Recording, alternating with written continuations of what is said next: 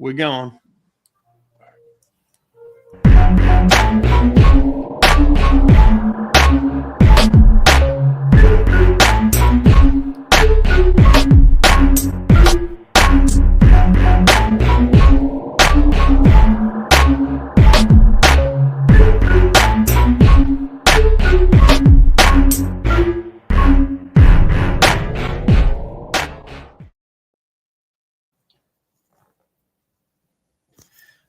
Hello, everybody, and welcome into That Real Texas Team Podcast, episode 116. My name is Curtis.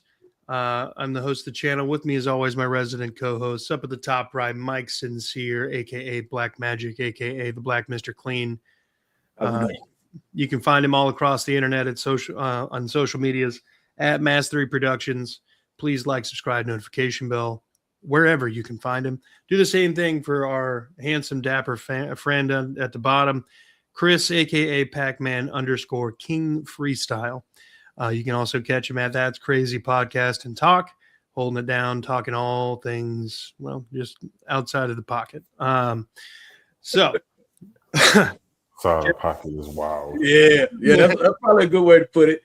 if you think nobody's gonna say it, just wait. It's not. I mean, I guess out of pocket would have been the fresh way, the way the kids are saying it. But I am a fresh shade of melanin that that it doesn't allow me to be on top of things. But yeah, okay, man. Like I said, I'm being called uncle on a regular basis now, so it's getting me too. No, I've already been starting to get called unk, and I can't. You already getting unks? I'm already getting unks. One of the kids at work. I ain't getting none of that. That must be nice. That must be nice. You probably don't work around a lot of kids, though. I don't like being around children. Yeah. I don't like being around other people's children. Robert says those Raiders are tough on defense. Nah, CJ and Nick Haley are just having shit games. Somebody got to go. That's where I'm at. Somebody's got to go. Well, it's obviously not going to be God CJ. Damn. That's wild. That's fucking wild. Wow. Wild accusation. It's the mustache, isn't it, Marty? You do some cotton patch, man. You just if the handlebars ever come down, it's gonna get bad. Look like Paul Pierce, man. What the fuck is going on here? I have no idea. So what was the subject we were on? I don't even think we started on anything yet. Okay. Because I saw something about because you said the Nick Haley and because we were talking about one got to go, and it's not going to be CJ. That's for sure, regardless of how he's playing. There's always going to be the excuse out there that I know this might be a little off topic, but he's just like you say for Davis Mills. CJ's had this is his second offensive coordinator in a new system. They've already won 10 games, which they hadn't done at this point last year. I understand the defense is doing what they're doing, but they hadn't done that as at this point last year.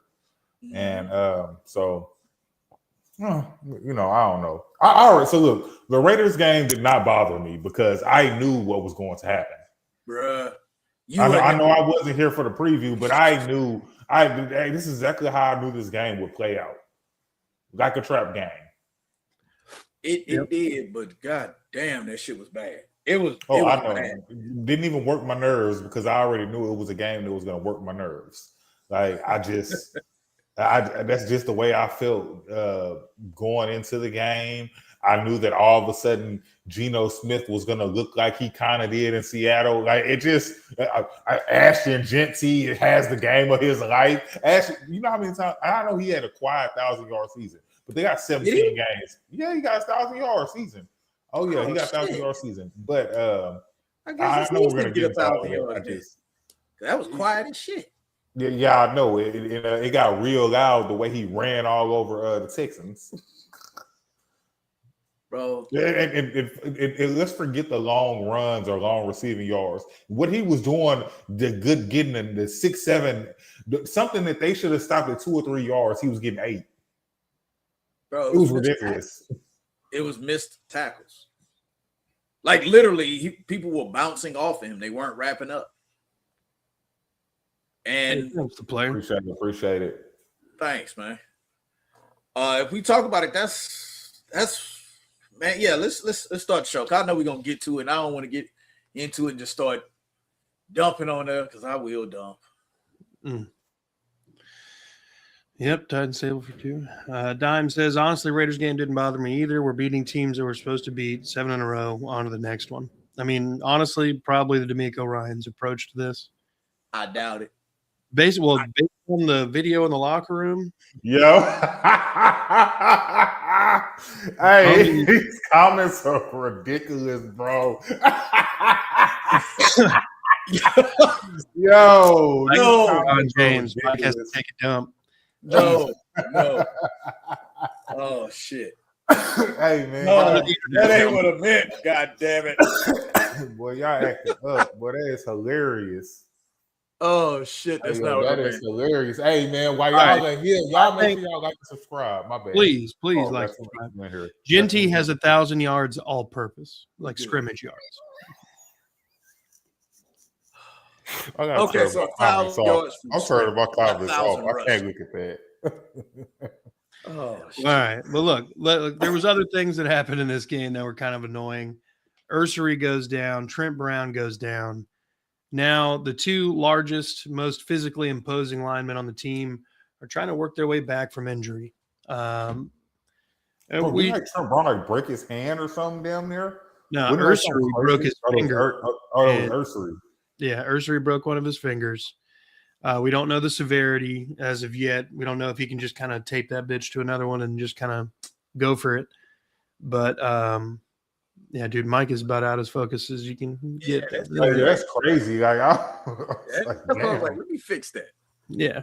But yeah, no, I mean, those 2 guys missing this week would be detrimental. Khalil Mack is, he's older than most of the cast, but he is still fucking killing it.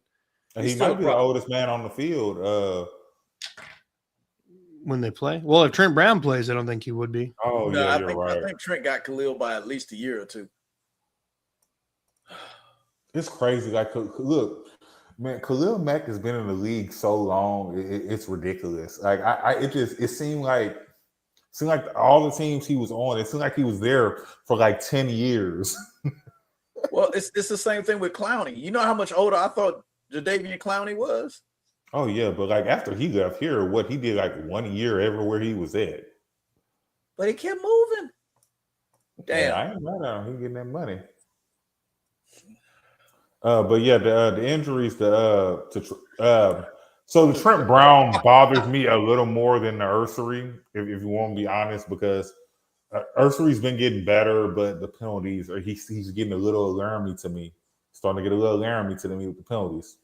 Even though they're not the same type of penalties, I'm seeing number 79 called too many times. So I feel like, see, that's why I started my comments off. I'm not laughing at none of this shit no more. I'm not laughing at none of this shit no more. Yeah, because they be wilding. Until Curtis decides to show them, I don't want to laugh at them. But anyway, besides that point, because who you're gonna? It looks like they've been putting Blake Fisher over there. That's what it looked like they was doing. Was putting Blake Fisher over there, and then Titus went back to. So who they have come in? Juice. No, they had Blake Fisher at left, and I think Jarrett Kingston came in. Oh, yeah. See, I didn't even know he existed until just now. Well, I know in practice today they did have Titus at right tackle, and they had Blake at left. So, yeah, didn't get to see who was in there at guard, but doesn't matter. I mean, we know who it's going to be. If that tackle combo is what we got, it's got to be Patterson. Because yeah. Patterson's by far and away played the best left guard, not named Titus Howard. Yeah. So, God. That's gonna make everything going on a little crazy. Oh yeah, nah, man. See, like, CJ about to be running for his life. Mm-hmm. Defense really missed Aziz Al-Shaair and the IDL players. It was painfully obvious early on. What used to be like a 2-yard gain turned into 8, and I think that was a large part because we've got practice squad guys rotating in at interior defensive line positions, getting absolutely moved off the spot by a terrible offensive line. And then the linebackers, they ran a lot of nickel. And not a lot. Because Henry T is terrible, bro. Oh my God. Like, and I love Henry T. Bro, but he is this year, he has not been good. I'm going to say that. He has not been good. He's not terrible. The thing I noticed on that one long 60-yard pass to Ashton Genty, Henry T is actually slow. Like it's really slow. Not like slow for a linebacker, but slow for a football player. And he's slow. He processes things slow. He can just tackle. That is what Henry T is good at most of the time, is tackling. But like, oh my God, don't hit him with a juke move. It's over. You breaking his ankles. On that pass play that Ashton Genty called, if y'all could go back and watch it, when Ashton Genty caught the ball, Henry T was only like 3 yards behind him. Then it's like somebody tied a boat to the back of him. Ashton Genty wasn't even full speed, and he was just separating from that man. I was like, this motherfucker finna score. That's literally what I said. I'm sitting in the stands. I'm like, and I'm sitting over there looking at Devin White. I'm like, he wouldn't have burned Devin White like that. And he definitely wouldn't have burned EJ Speed like that. He better not burn somebody whose last name Speed like that. Well, EJ, bro, I ain't gonna lie to you. If that is my last name and I play a professional sport, I better be fast. I don't care. I better be fast. Bro, your name better not be Speed and you slow. No, oh man. Can you acknowledge your biggest fan? Yeah. Thanks, Ric Flair, for always tuning in. I know you're more of a Panthers fan, but it's always nice to have you in the chat. Oh shit! Oh, hey, this was a good comments, guys. Good little joke here. EJ Speed, Henry Slow. It's shit. Henry slow. Yeah. Oh God. About to call him Henry Hines Toe. Oh God. The thing was, I was trying to figure out why anybody else other than Henry Toe wouldn't have been on that. I know Henry Toe was playing middle linebacker, but God damn. Well, because, oh my God, where is Christian Harris? He was on the field. And that's the bad. And I got that. And I saw him. But that's my problem. Where is Christian Harris? The slowest linebacker we have on our entire roster. This is what you got chasing him. Because apparently he's the only one that knows how to tackle. And like, that's just... It was frustrating. I feel like Christian Harris would have kept up, but... You can go down the bed. Man, you know, Christian Harris came back. I know we're getting a little... No, we're talking about the line. We're talking about the linebackers since we're talking about Al-Shaair. Christian Harris came back for that one game last year. Like that first game he came back, that man had 15 tackles. I have not seen that since. I was like, ooh, he might be back. He was all over the field. I will say he's playing an unfamiliar linebacker position. Because these was on the field. Henry Toe is on the field, and so is Christian Harris. Because who do you think's playing weak side linebacker now? I know you're blocking my comments. No, we're not blocking you, Justin. No. Not at all. No. Titans draft Jacob Rodriguez. Texans. This is Texans. That's what I meant. Sorry. I was reading the name. Who? Okay, I just want to make sure I wasn't the only one. Yeah. So now I got to look up Jacob Rodriguez. Is that Yeah, even a real? let us all know who the hell that is. Is that a real person? I haven't even begun to look at like any sort of draft boards No, or because we're in the anything. playoffs. Yeah. We're talking about playoffs. We don't look at draft this shit.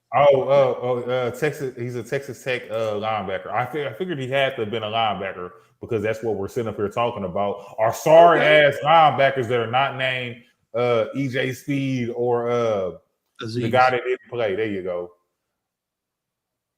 Oh, because what linebacker position does he play? If he plays middle linebacker, he ain't finna help much here. I think realistically, D'Amico Ryans can usually get the most out of a linebacker. I mean, hell, he made Devin White earn a big ass paycheck with the Raiders. And I have no idea how he did that shit. Right? Yeah, like the only one who hasn't really done anything and any sort of consistent blossoming is Christian Harris. I'm not worried about. We could draft nothing but like 5th, 6th, 7th round linebackers until D'Amico leaves, and we'll probably be all right. You know what I mean? Because when they said Jamal Hill was unplayable? Mm-hmm. What you got? When the Jamal Hill was drafted, they said he's unplayable. He'll never play for the Texans. This is Mr. Jacob Rodriguez. Can I show this? It's ESPN. Can I show this? I need to buck up. Okay. ESPN can lick my nuts. Okay. Jacob Rodriguez. That motherfucker look old. Yeah, I know. He's like he can hit hard though, because he's like he actually white and not a Rodriguez. Why is my phone?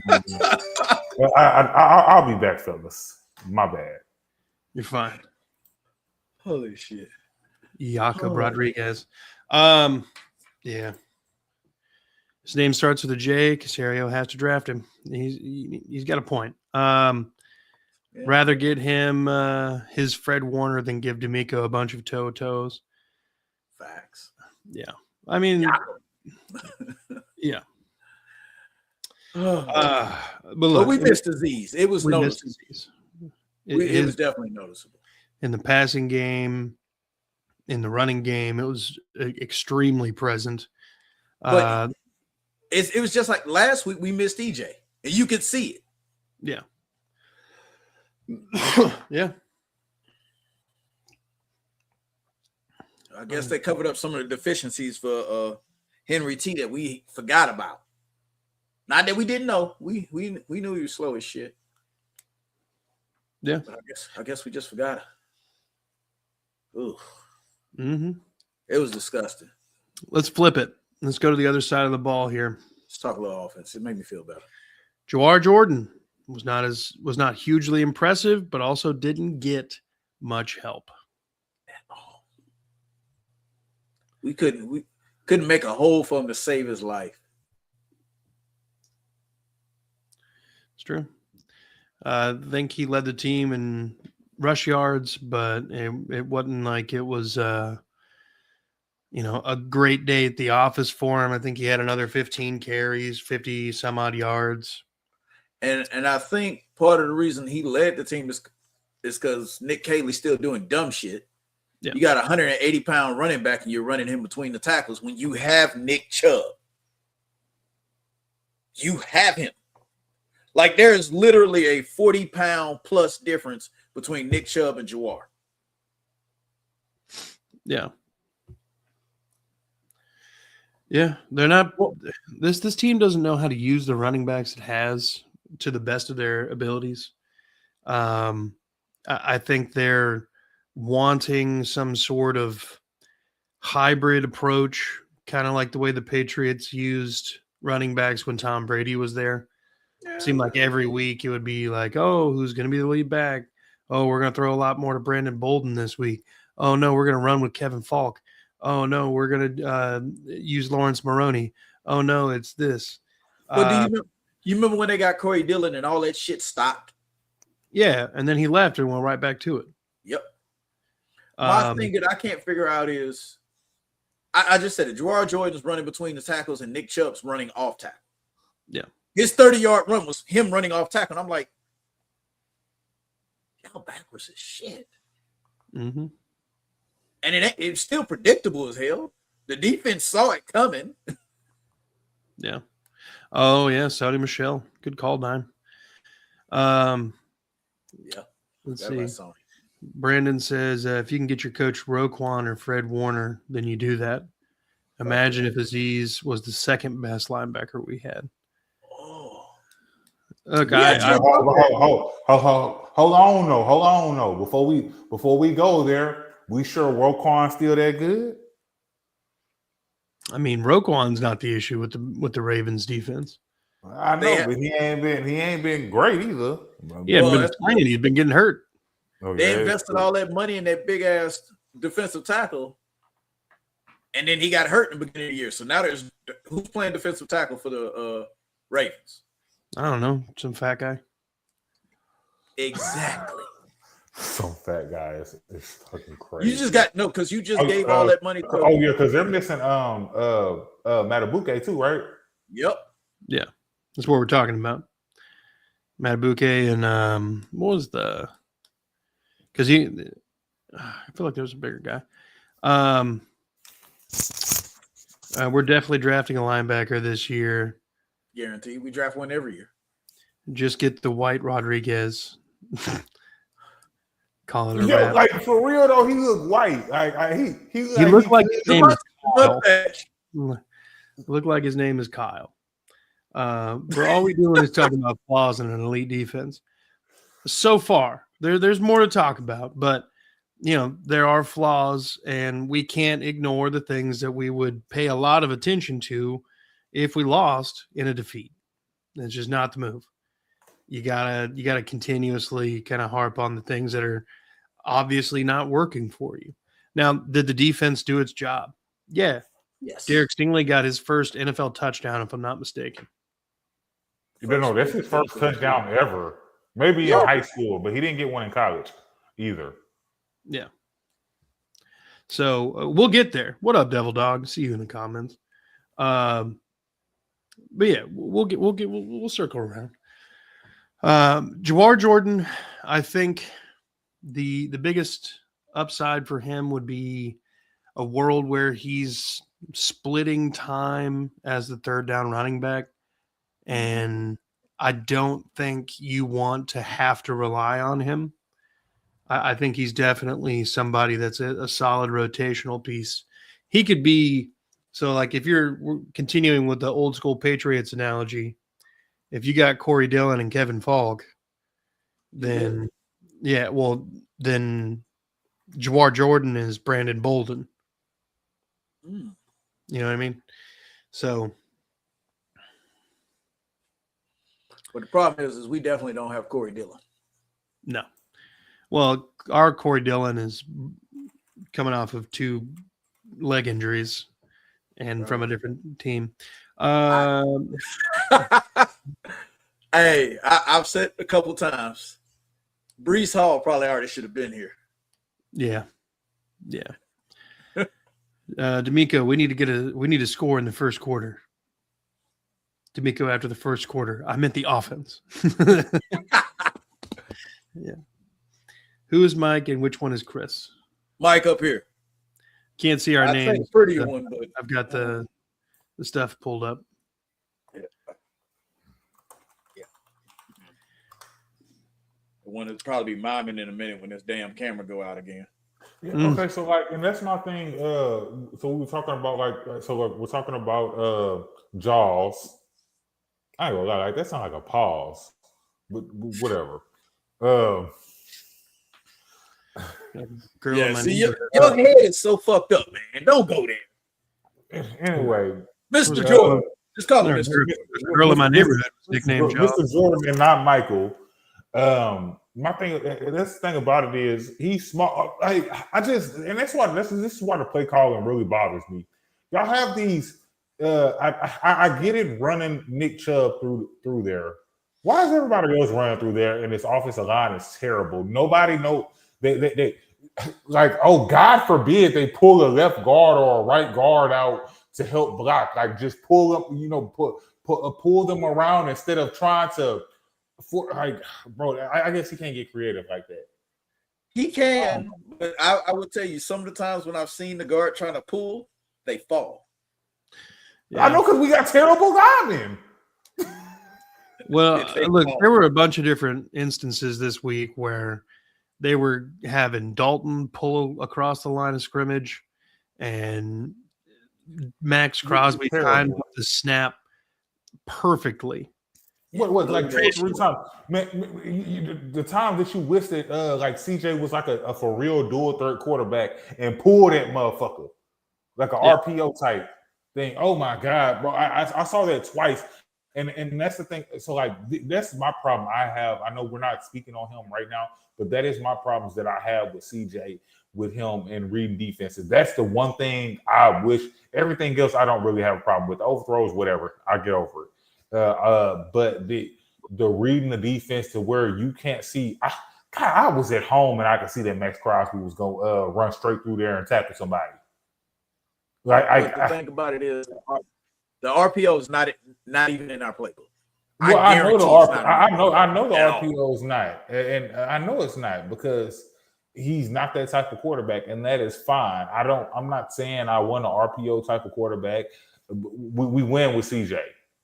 We win with CJ.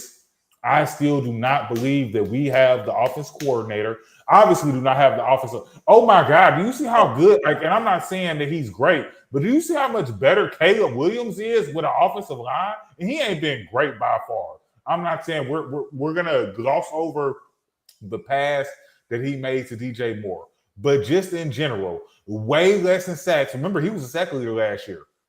CJ was number 2. The only reason CJ ain't up there this year is I feel like CJ got a little better, especially post concussion, and he was off for 3 games. But I just feel like, and this is the one time that I'm gonna defend Caserio just a touch.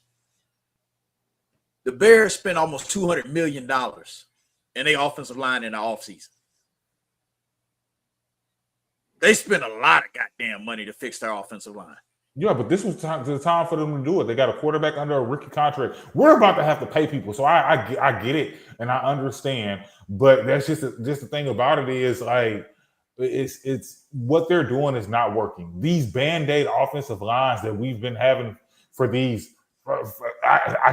When's the last time we had a good offensive line? Was Dwayne Brown on the team? Probably. Because we're not going to sit here and act like I don't feel like we ever had a good offensive line with Tunzel. I feel like he was our best one and he had Titus. Not trying to be funny. Bill O'Brien had a decent offensive line at one point. Yeah. Who did? Was Dwayne Brown here for that? No, it was Tunsil. It was Tunsil. We got some comments to get to. My bad. Devil Dog says, I think Jaws did good. If the offensive line would have given a little bit of protection. Just the craziest thing about it is, they didn't give up any sacks. Yeah. When they hit him in the backfield, he still made positive yards. It's true. Yeah, but that's why I feel like CJ has gotten better. CJ's gotten better at a lot of things. Like I still feel like I've seen growth. And that's why the overthrows don't bother me, because it was the overthrows and it was the getting sacked for 100 yards. He stopped a lot of that getting sacked and losing a ton of yards.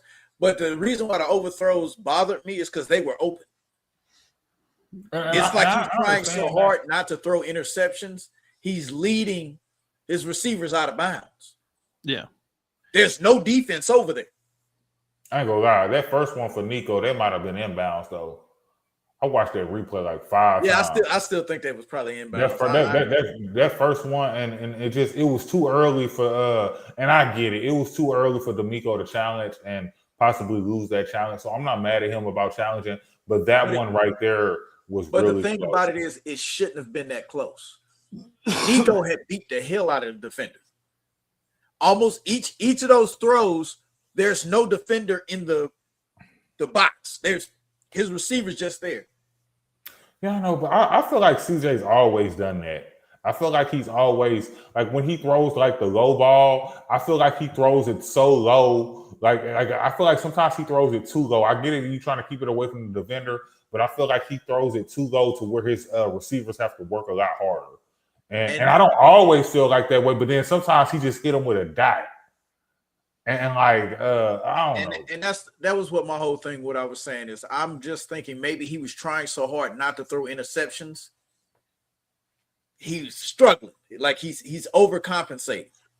Yeah, but I also think that's the thing about not trying to get beat by a bad team. Also, like I don't care. Like I fully believe, and it was, and it didn't end up being, but I fully believe 2 weeks ago, before this game was even talked about, that this was going to be our trap game.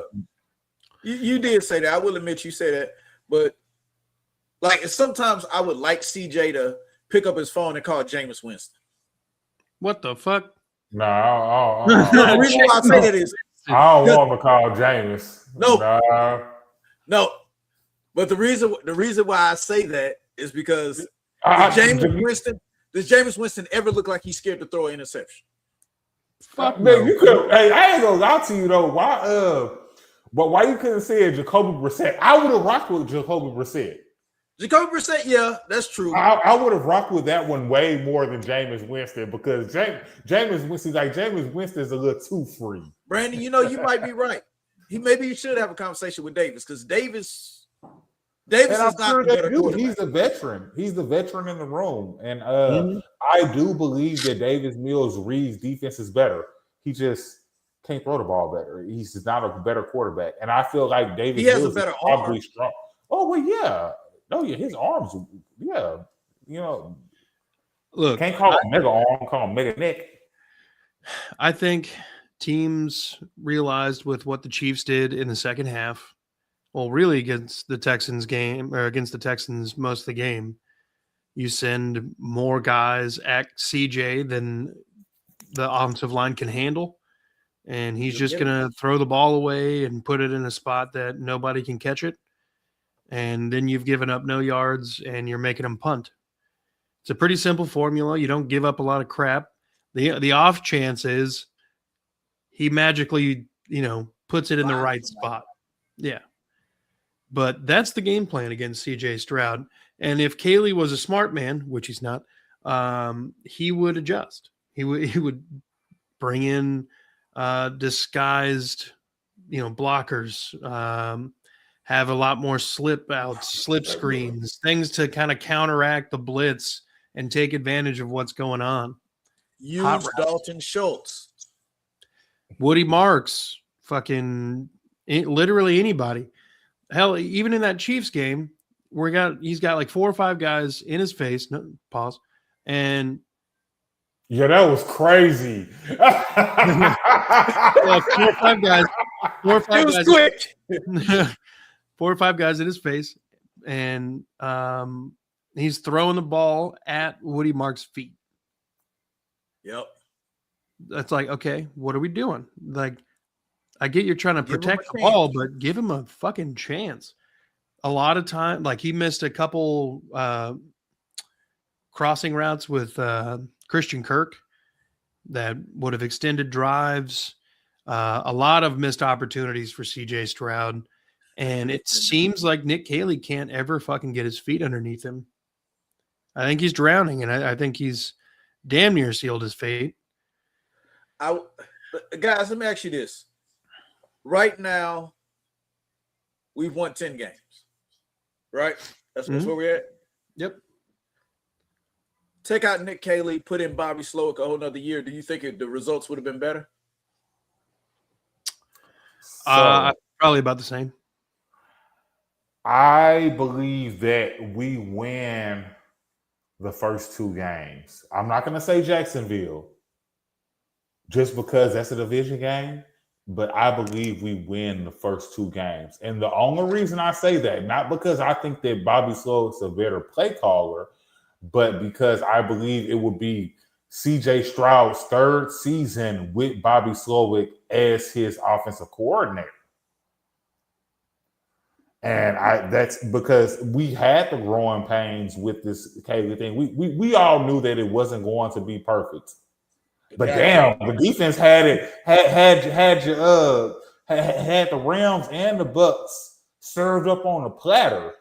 Bro, like I said, I'm not gonna mention Jacksonville just because that's a division game.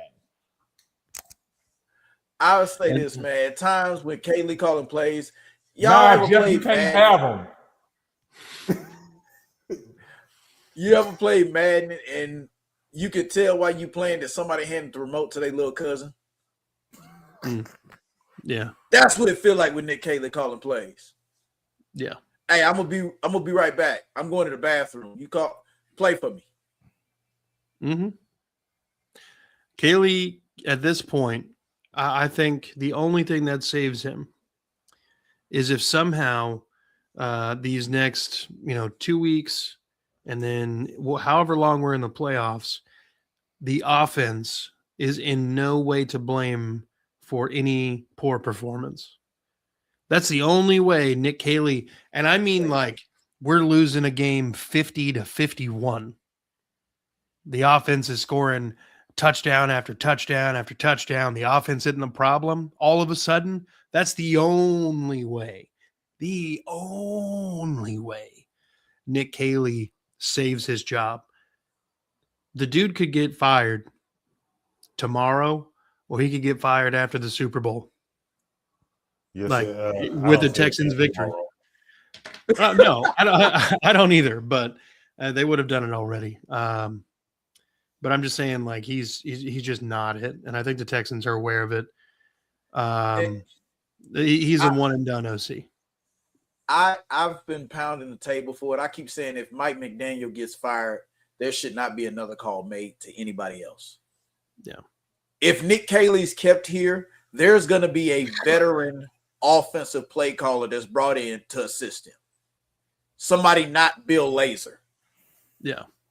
If he keeps his job, there's somebody else that's going to be brought in to assist Nick Kaylee with his fuck ups. Somebody that's very experienced and with a long tenure. Mm-hmm. Because as much as I say, look what Josh McDaniels did with Drake May. This don't even look like the same guy from last year. Don't count.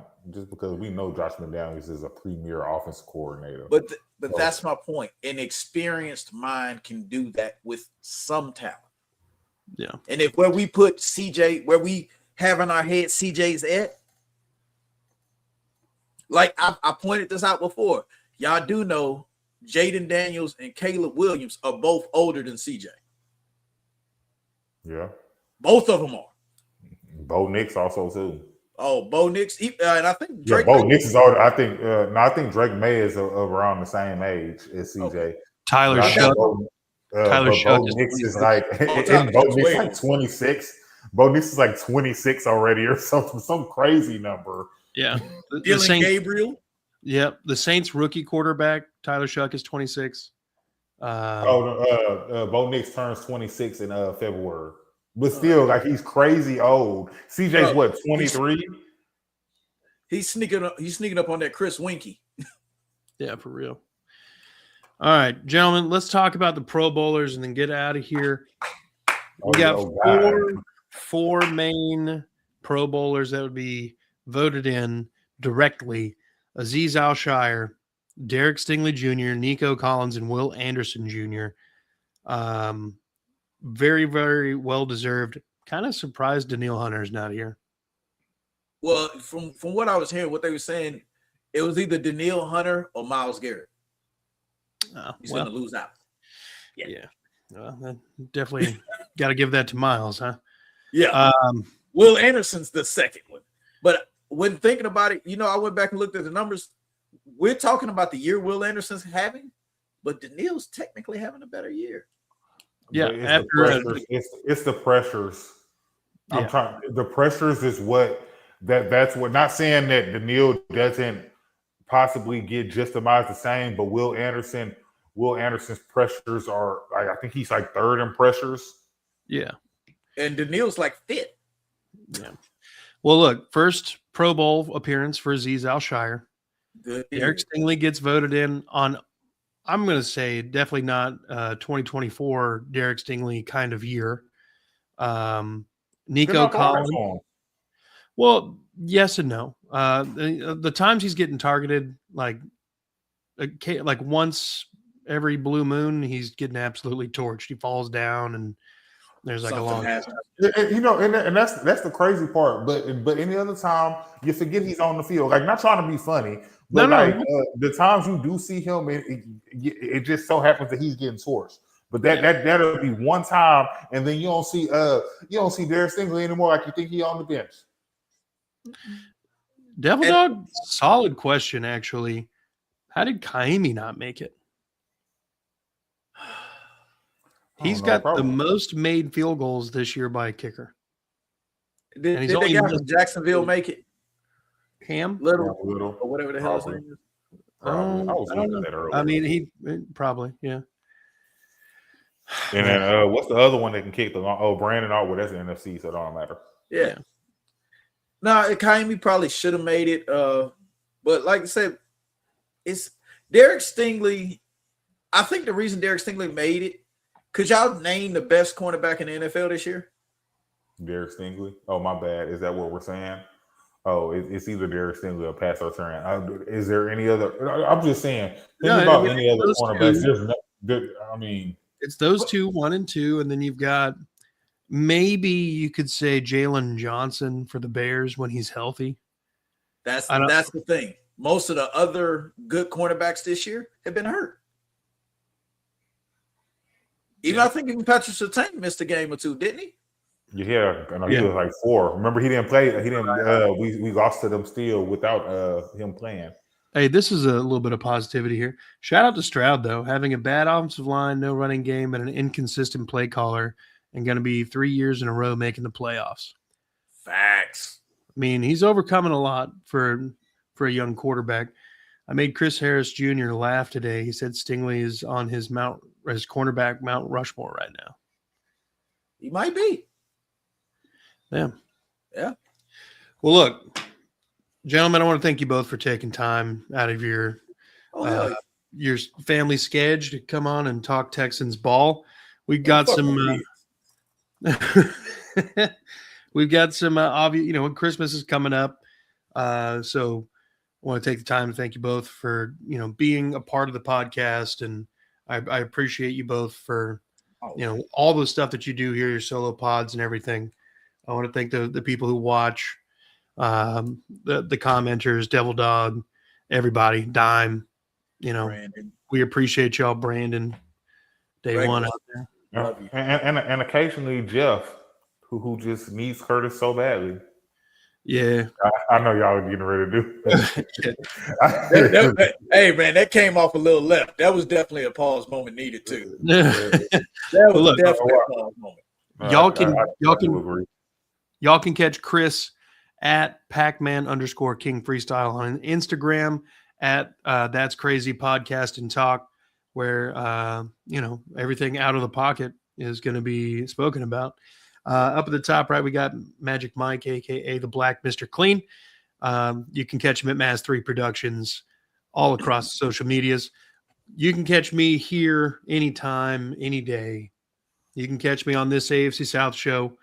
We're going live not too long after this. So a few minutes, please. Check us out. Go over and head over, like, subscribe. Be good people. Merry Christmas.